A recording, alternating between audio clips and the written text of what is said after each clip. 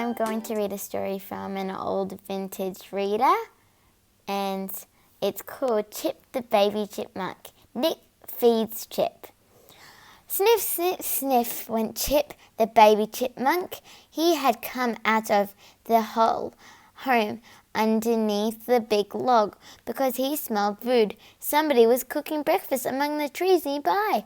Chip wanted some of that breakfast himself, but his mother had taught him to be careful. She taught him to keep away from people. So Chip did not go any further. He kept watching the Parks family.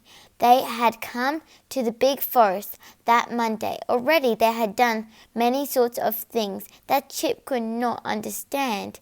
They had put up the tent and laid bags and boxes on the ground.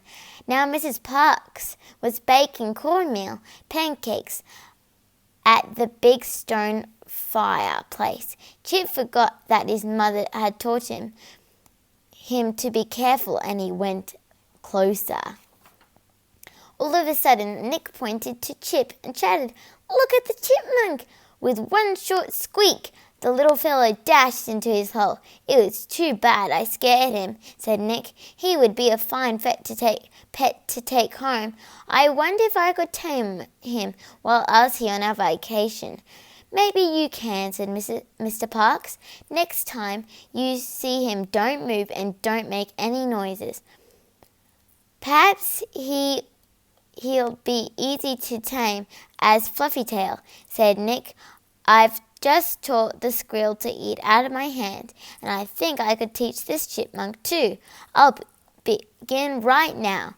Nick walked to the log and laid out several bits of cornmeal pancakes and a piece of orange. "I wish he would come out and get it," thought Nick, but Chip did not come. At last Nip scattered the food on the ground. Chip peeped out at the bits of pancakes and a piece of orange. He had never eaten anything but nuts, weed seeds, and other things he found in the forest. Chip wanted this strange food very much, but he had been taught to keep away from people. So he sat back on his hind legs and waited. He dared not come out of his hole until that boy had gone. Then the little chipmunk became brave enough to scamper over to the food. Chip sat on his hind legs, held the piece of orange between his tiny paws, and began to eat. The orange tasted much better than ripe weed seeds. Then he nibbled a bit of cornmeal pancake. They were scattered on the ground. The moment he had eaten them all, he scampered back into his hole. That was Monday morning. All day Monday and all day Tuesday, Chip kept finding food scattered near the log. There was bits of fruit and other sorts of food from the people's table. Chip ate everything, even a bit of boiled potato. He was not frightened now. Little by little, he was getting tame. Chip eats chocolate cookies. By Tuesday evening, Chip became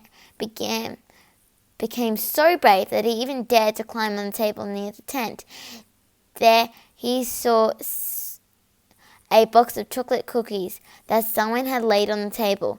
Chip gored a hole in the box with his sharp teeth and began to nibble at a chocolate cookie. He was so busy nibbling that he did not hear Nick coming towards him.